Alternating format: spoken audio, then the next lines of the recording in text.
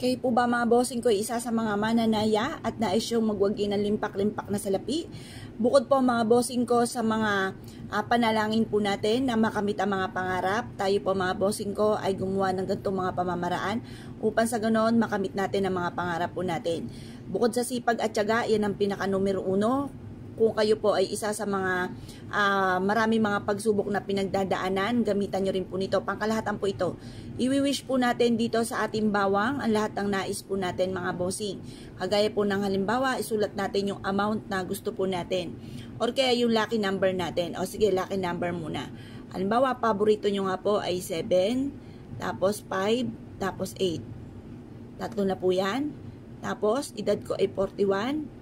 Tapos, ang edad ng aking anak, yung anak ko na muna, hindi muna mister ko. Tapos, yan, edad ng aking mga anak, 1910. 24, yan.